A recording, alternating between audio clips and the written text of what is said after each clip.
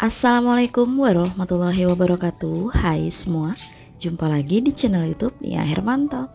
Apa kabar teman-temanku semua? Semoga selalu dalam keadaan sehat ya, dimurahkan rezekinya, dilancarkan segala jalan urusannya, dan tetap semangat. Alhamdulillah senangnya masih bisa share kegiatan aku lagi dan bisa sapa teman-teman semua. Nah, jadi di video kali ini aku mulai aktivitas di pagi hari. Ini aku kenapa di luar, karena aku mau prepare untuk jualan, ternyata mati listrik nih. Jadi mau gak mau aku di luar aja supaya bisa bikin konten juga buat teman-teman semua. Gak tahu deh kenapa ini PLN mati listrik 1 hari sampai 3 kali, udah kayak minum obat aja. Nah, jadi ini tuh pagi-pagi udah mati listrik ya teman-teman, sekitaran jam 6 pagi. Ini tuh jam 6 pagi ya, tapi cuacanya udah terang banget. Sebenarnya bisa aja sih ya prepare di dalam rumah, di dapur bisa, di ruang tamu bisa. Cuma ya itu dia, gerah banget nih teman-teman kalau di dalam. Jadi ya udahlah, berhubung sekarang ada tempat untuk tongkrongan di depan rumah, kita manfaatin aja. Sebelum aku kupas-kupas semua kulit buah ini, di sini aku asah-asah pisau terlebih dahulu biar satset-satset gitu ya kerjaannya. Mana nih tim yang biasa asah-asah pisau masih pakai batu atau pakai asahan alat kayak aku yang harganya cuma Rp10.000? Yuk ngacung nih mana suaranya. Oke, jadi ini dia, dalam satu tampah ini adalah bahan-bahan untuk pembuatan asinan buah. Di sini aku udah beli nanas, beli mangga, timun, lemon, kedongdong plus salak juga.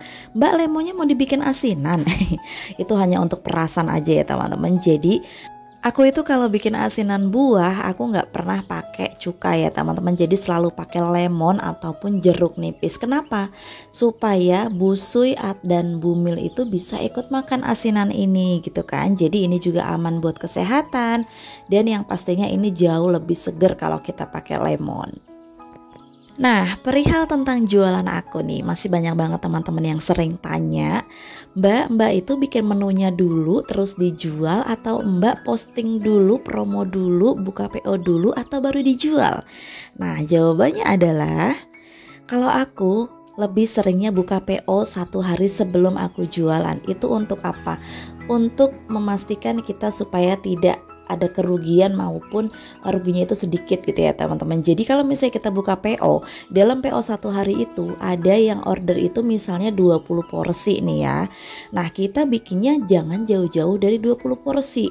Ya kita lebihin aja, bikinnya 25 atau 27 kayak gitu. Nanti yang 7-nya bisa kita jual lagi. Yang 20 kan udah otomatis pasti kejual kan, udah ada yang order seperti itu teman-teman. Jadi kita meminimalisir adanya kerugian di setiap jualan kita. Dan satu lagi aku mau jawab sekalian, banyak banget juga yang tanya tentang ini, Mbak, bagaimana cara kita untuk menghitung harga jual dari harga modal kita? Kalau aku pribadi, setidaknya dari modal yang aku keluarin, aku harus bisa dapat keuntungan 70%. 20% untuk tenaga aku, waktu aku, dan 50% adalah keuntungan dari modal yang udah aku keluarin. Jadi misalnya teman-teman modal jualan hari ini 100.000, setidaknya teman-teman harus bisa menghasilkan keseluruhan dari modal yang udah kita keluarin itu, setidaknya itu kita dapat 170.000 atau 180.000 kayak gitu. Jadi 80.000-nya itu udah bisa dibagi 2 untuk keuntungan dari modal yang kita jual, dan 20 atau 30%-nya bisa jadi keuntungan tenaga kita dan waktu kita. Jangan sampai teman-teman itu salah hitung ya. Maksudnya salah hitung tuh gimana? Kita udah jualan capek-capek pakai tenaga dan waktu kita kan. Teman-teman jangan hanya menghitung dari modal yang udah kita keluarin. Kebanyakan itu kalau penjual yang baru, dia tuh nggak pernah ngitung adanya gas ya kan, untuk biaya cuci piring. Itu seperti biaya akomodasi sebenarnya ya teman-teman. Jadi itu harus wajib kita hitung juga. Nah, ngitungnya dari mana Mbak? Kita ngambil dari yang 20 atau 30%-nya tersebut. Dan terkadang nih kayak aku gitu ya, kayak aku kalau misalnya untuk masak kayak gitu, aku kan harus beli air galon ya, walaupun itu hanya air RO atau air isi ulang, setidaknya itu kan kita juga ngeluarin modal untuk airnya tersebut. Jadi mau nggak mau teman-teman benar-benar harus dihitung ya.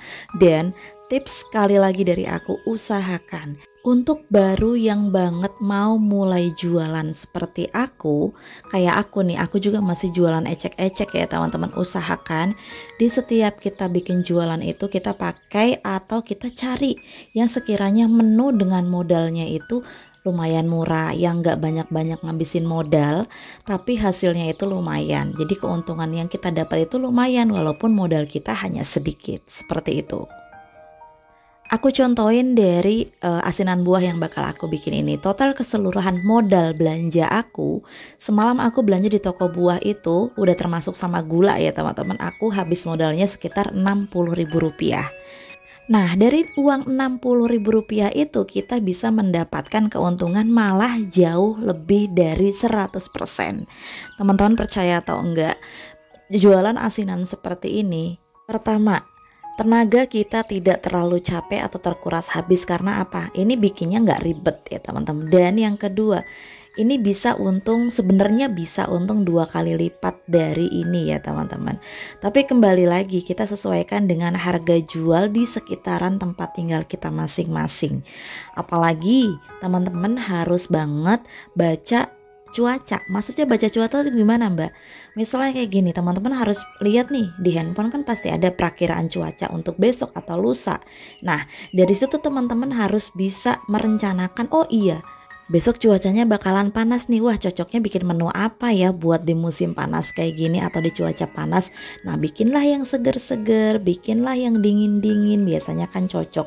Kalau misalnya besok itu hujan, teman-teman ya jangan bikin es. Karena apa? Ya nggak cocok juga. Bikinlah cemilan yang anget-anget atau bikin frozenan. Supaya apa? Supaya orang di saat hujan-hujan itu bisa punya cemilan stok di kulkasnya masing-masing. Tinggal mereka goreng sendiri atau tinggal kukus sendiri, seperti itu. Pokoknya penting banget sih ya kalau menurut aku kita baca cuaca setiap harinya. Karena cara baca cuaca juga kalau menurut aku dan yang udah aku jalani selama ini, udah aku alami, ini adalah salah satu strategi marketing perdagangan kita juga. Jadi jangan dianggap remeh ya masalah baca cuaca ini. Di sini aku nggak menggurui sama sekali, enggak ya teman-teman. Di sini aku hanya berbagi pengalaman aku, berbagi gimana sih cara aku jualan selama ini sehari-hari kayak gitu ya. Jadi teman-teman boleh dicoba seperti ini ya teman-teman. Jangan sampai ada kerugian. Apalagi kerugiannya banyak, jangan sampai, kan kita pastinya juga cari untung ya dari setiap jualan kita itu. Pokoknya teman-teman di sini sekali lagi aku mohon maaf banget, aku tidak bermaksud menggurui, aku hanya berbagi pengalaman aku aja dan aku juga mau sharing tentang keseharian aku selama jualan tuh seperti apa biar teman-teman juga bisa belajar bareng sama aku. Pokoknya teman-teman harus berani take action, terus harus berani praktek juga, dan yang pastinya harus berani benar ataupun salah. Karena kalau kita benar terus, kita nggak bakal tahu kesalahan kita itu di mana. Jadi teman-teman harus tetap semangat ya, jangan patah menyerah.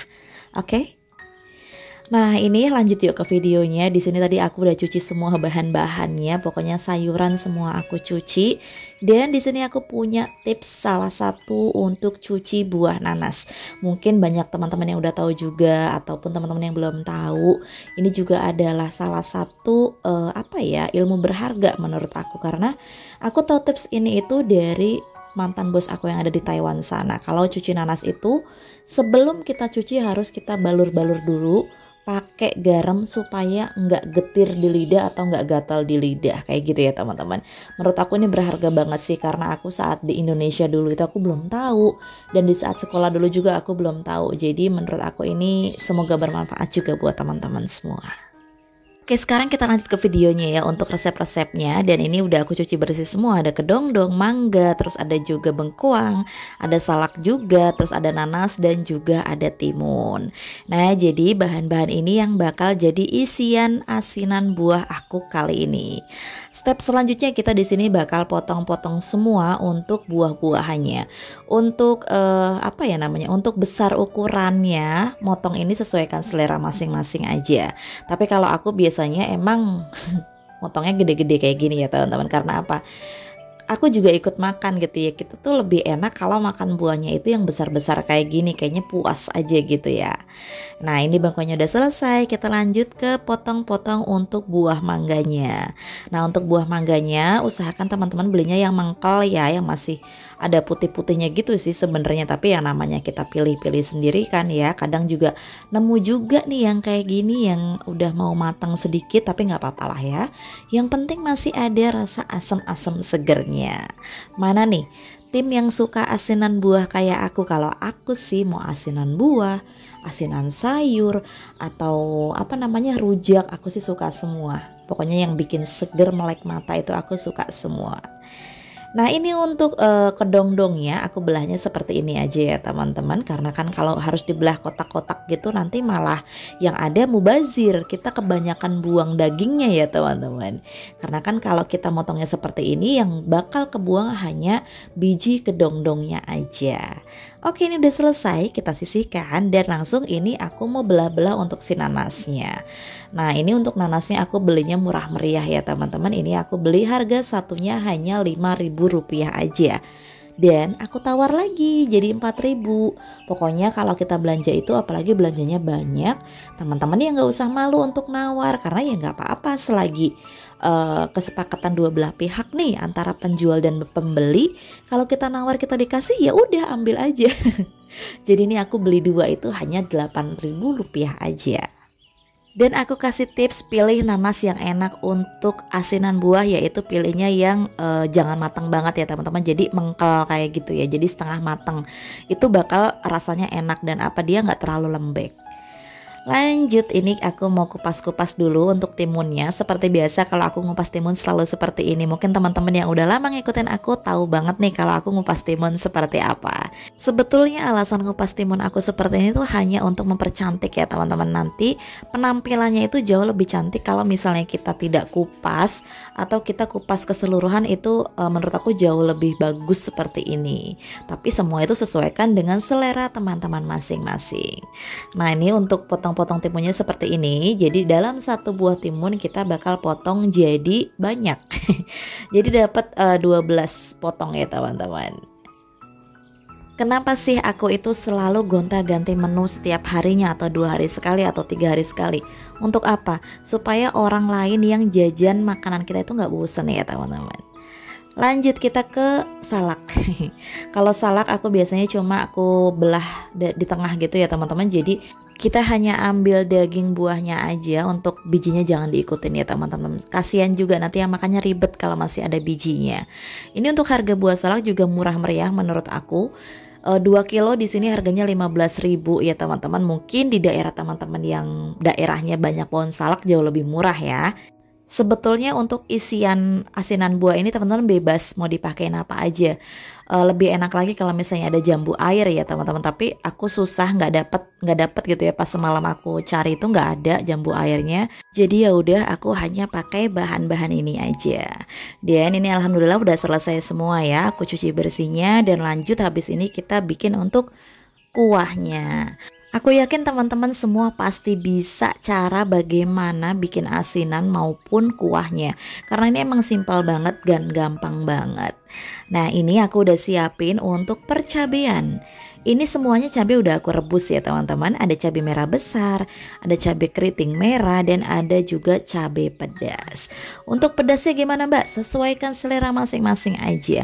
Kenapa ini harus direbus? Karena kalau cabainya kita rebus itu warnanya bakalan cantik banget merahnya. Beda dengan cabai yang mentah langsung kita blender ya teman-teman. Dia tetap merah, cuma merahnya itu tidak merona. Jadi tips dari aku, kalau untuk bikin asinan buah usahakan cabainya direbus terlebih dahulu, dan saat ngerebusnya kasih sedikit garam. Oke? Nah ini udah selesai semua, aku potong-potong dan aku mau blender aja, dikasih air sedikit ya supaya dia bisa ke blend sempurna. Dan usahakan di saat blender ini sampai benar-benar halus ya teman-teman, supaya nanti bakalan cantik aja. Dan ini blender aku yang kecil ini jarinya emang udah agak sedikit bocor, jadi mohon maaf banget kalau tadi agak melebar gitu ya. Step selanjutnya kita bakal rebus untuk percabean ini, untuk kuah cabenya. Nah ini bersihin aja semua ya di blender-blendernya, jangan sampai ada yang kebuang sia-sia untuk bumbu yang udah kita blend. Untuk pemakaian air di sini aku pakai sebanyak 2 liter, dan ini gula awal aku masukin sebanyak 12 sendok makan gula pasir dulu ya teman-teman. Nanti kalau di saat kita udah masak ternyata kita cobain itu kurang manis, kita tinggal tambahin aja. Dan untuk total keseluruhan pemakaian gula aku pakai sebanyak 15 sendok makan gula pasir. Nah ini bakal aku masak sampai dia benar-benar mendidih, sampai benar-benar matang supaya nggak bau cabai atau nggak bau langu kayak gitu. Lanjut, selagi kita ngerebus untuk kuah asinannya, di sini kan waktunya pasti sia-sia dong ya. Jangan sampai kebuang. Ini aku mau prepare untuk si kuah lemonnya. Jadi tips dari aku juga, mungkin banyak yang tahu, lemonnya itu di apa ini namanya ya? Ditekan-tekan kayak gini, digelundung-gelundungin dulu ya, biar airnya itu nanti yang keluarnya banyak. Ini untuk lemon aku beli hanya harganya Rp7.000 aja, dapatnya banyak banget. Dapatnya banyak ya teman-teman, ini sebenarnya nggak semuanya masih ada di kulkas. Jadi aku pakai hanya sebagian aja. Nah ini lemonnya diperes-peres kayak gini aja. Dan just info, ini tangan aku udah bersih, udah aku cuci. Kalau misalnya aku pakai sarung tangan ini agak susah, jadi aku pakai manual seperti ini aja. Dan ini kuahnya udah mendidih, udah matang ya teman-teman. Usahakan sampai benar-benar mendidih. Dan ini mari kita icip dulu, ini kurang apa, ternyata kurang garam juga. Tadi aku udah tambahin gula ya teman-teman, cuma mohon maaf nggak kerekod. Jadi untuk pemakaian total gula pasir adalah 15 sendok makan gula pasir. Lanjut, ini kita saring. Tapi usahakan ini kuahnya udah dalam hangat-hangat kuku ya teman-teman, jangan masih panas. Supaya apa? Biar cabai-cabainya itu ngendap dulu sampai bawah. Kalau misalnya ini udah adem juga untuk kuahnya, semuanya kita masukin untuk bahan-bahan isiannya itu. Pokoknya ini super seger banget ya teman-teman. Dan ini kebetulan ternyata airnya kurang ya teman-teman, jadi di sini aku mau tambahin air sedikit dulu. Dan keseluruhan aku pemakaian total air adalah 2,5 liter.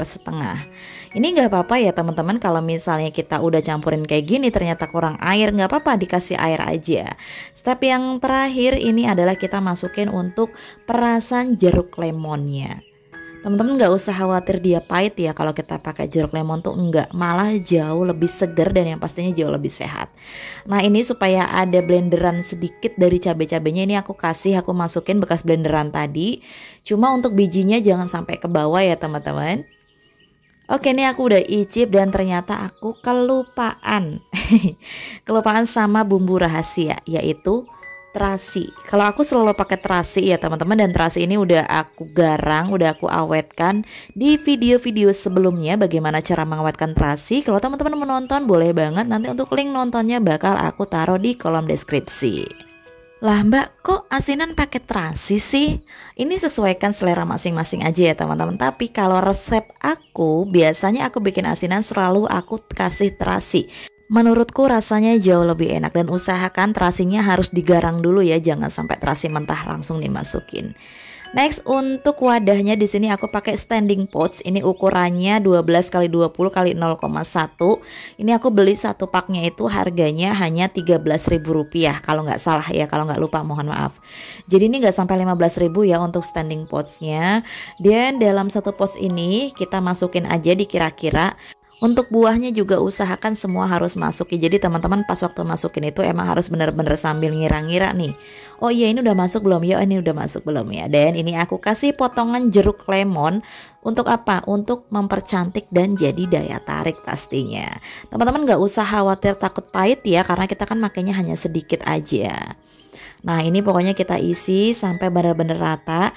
Dan ini menurut aku, menurut customer aku, dan menurut para pembeli atau tetangga-tetangga aku, dengan harga jual 10.000 ini banyak banget sih dapatnya ya. Karena mungkin di luaran sana belum tentu dapat 10.000 dengan sebanyak ini. Oke, apalagi ini potongan buahnya juga lumayan besar-besar banget. Nah ini udah selesai aku bungkusnya semua, dan ini aku sisain untuk aku pribadi. Karena kalau nggak disisain aku nggak bakalan dapet ya teman-teman. Oke, ini aku udah selesai semua bungkus-bungkusnya, dan jangan lupa nih untuk dielap-elap, untuk dibersihin. Soalnya kan tadi pas waktu kita bungkusnya itu kan agak mbleber gitu ya teman-teman. Usahakan kebersihan harus selalu dijaga. Mbak, aku susah nih buat dapetin plastik standing pots kayak gini. Emang agak susah deh, aku juga agak susah ya teman-teman. Hanya sebagian agen-agen kue, agen bahan kue yang jual plastik ini. Kalau misalnya susah mendapatkan plastik standing pots ini gitu ya, teman-teman bisa pakai plastik kemasan untuk yang minyak biasa kayak gitu, yang untuk bikin es batu juga boleh. Atau mau bikin dimasukin di dalam cup bowl kayak gitu juga bagus, jauh lebih menarik. Tapi kalau menurut aku, kalau kita pakai cup bowl itu modalnya agak lumayan. Dan step terakhir strategi marketing perdagangan kita adalah pasang stiker ya teman-teman. Ini pasangnya jangan pas di bagian yang ada lemonnya ya. Jadi yang sebelahnya itu ya pokoknya lemonnya itu biar kelihatan dan stiker kita juga bisa kelihatan. Oke, alhamdulillah ini udah jadi semua. Dari satu resep aku bisa dapat sebanyak 18 porsi dengan harga jual Rp10.000. Oke, ini aku mau masukin dulu ke dalam kulkas supaya dingin. Dan ini nih untuk freezernya aku langsung fullin ya teman-teman, karena kan tadi mati listrik. Dan supaya ini cepet juga untuk diantarnya, jadi kita perbesar aja untuk suhunya. Oke, terima kasih ya buat teman-teman yang udah nonton video aku dari awal sampai akhir. Semoga video aku bermanfaat, menginspirasi, dan bisa jadi ide jualan teman-teman semua. Wassalamualaikum warahmatullahi wabarakatuh. See you.